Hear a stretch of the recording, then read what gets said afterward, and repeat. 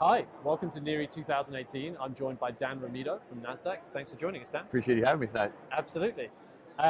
So Dan, we keep seeing, and it's a trend in many of the sessions, I think, this year around activism and this kind of convergence with ESG.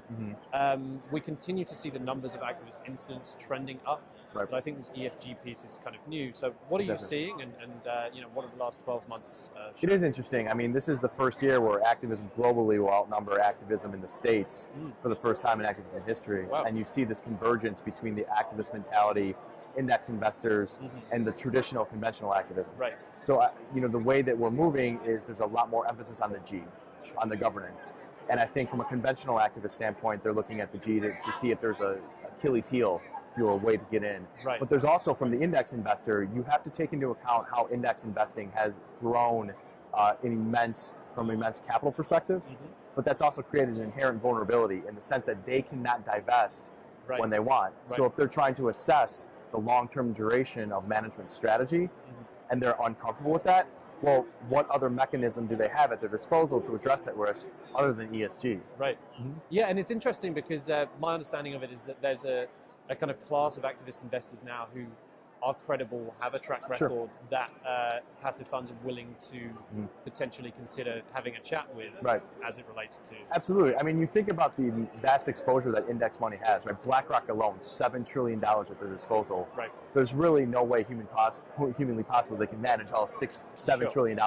So partnering with an activist who, oh, by the way, specializes in turning around governance stories or optimizing shareholder wealth, it's in the best interest of partnering with them. And then from the activist standpoint, it's not out of the realm of possibility for the big three, Vanguard, State Street, Vanguard, to own 20, 30% of the company. Right. So an activist no longer has to get the buy-in from 10, 15 different shareholders. Yeah. They can go to the big three and sell their investment thesis. Sure.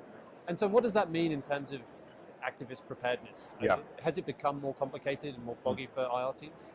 I don't necessarily think it's been more complicated. It's changed. Sure. There's an interesting article that Barron's did on Jack Bogle. Okay. And in that article, Jack Bogle of Vanguard, of course, said, his answer to the question of what is engagement with index investors look like. He goes, engagement, engagement, engagement.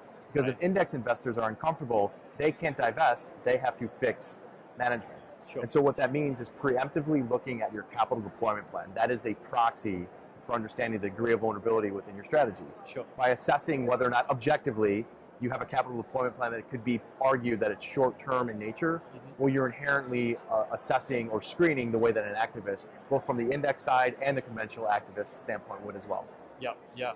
No, that's really interesting. And with this kind of increased focus on the G side, the governance side, does activism defense sit with the IR team? Or where does it sit in an organization? I think it's evolved in the sense that now IR has to work with the corporate secretary. Sure. They have to work with communication. So whereas ESG and preparing for that was on their own little moat, well, now you're having IR working with the corporate secretary, because the corporate secretary working with the governance team, the PM working with IR may love everything about the story. Right. But if the governance team for that respective fund is uncomfortable with a certain component, they're not telling the PM, they're telling the corporate secretary. So you have to have these lines of communication open up and work a little bit more. We're definitely seeing that convergence take place. That's been one of the fascinating things for us, obviously, as publishers of IR Magazine and corporate secretary, seeing this kind of convergence and seeing the difference of the two communities in dealing with this. Well, you think about a lot of the material that the corporate secretary do that applies to ESG is already in the proxy. Right. And let's be honest, that proxy is pretty thick, so I don't think anyone, let alone an IR team, is going through the entirety of the IR. So a lot of these things that companies already do, they're just not being disclosed in the places that they're used to. Sure. And so a corporate secretary knows where that material is. They know about human capital practices. They know about their corporate purposes. They know about outreach programs with the governance team. Now it's a function of letting IR or communicating with IR so IR can relay that to PMs. Because increasingly, that G is becoming more of a catalyst within the investment decision-making process, particularly in Europe as well. Sure. We saw last year during proxy season, I think it was 3 sort of environmentally focused shareholder resolutions that were successful. That hasn't necessarily materialized in the same way, so far as I'm aware, during this proxy season. We've talked about the G, but where are we with E and S in this respect? So it's funny, right? We have this saying, not to discredit the E and the S, but it's little e, little s, big time G, because if you have a governance framework that takes into account the environmental and the social forecasts 10 to 20 years out, by definition, that is a quote-unquote quality governance program. So what you're seeing is these particular proxies, they're not built upon the social good in its entirety. There's a social good component to that, but what it's more is from the standpoint of risk management. Climate change, for example. Whether or not you disagree with climate change, that's neither here or there. But is it feasible?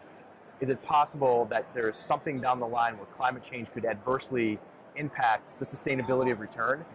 Well, particularly for an index fund who's stuck with that equity in perpetuity, if there's something down the line that management's not taking into account and planning for, that makes them very, very queasy. And so index managers want to address that risk and fix it. And that's the activist mindset. That's not conventional activism, but that's activist-y.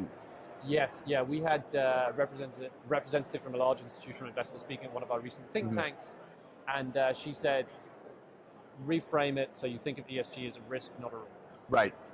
It's funny you should say that, right? We have, I think traditionally, when you're combating activism, is we have a total return of 80%, we're fine. Well, not so fast, right? There's a two-prong, there's a numerator and a denominator. The numerator is your inherent return, and you have to look at it from the consistency and sustainability. The denominator is your cost of capital. Is there a premium, is there a variable that we have to tack on to your cost of capital because of the inherent risk or the excess risk that you're taking on? And so if you're tacking up that cost of capital, by definition, you're decreasing the amount of shareholder wealth that's being generated. Excellent. Well, thank you so much for your time, Dan. Appreciate it. Thank you I'm for having sure me. this conversation will continue throughout the week, and there'll be plenty more points made. So, appreciate you stopping by. Thanks again for having me. Appreciate it. Thanks.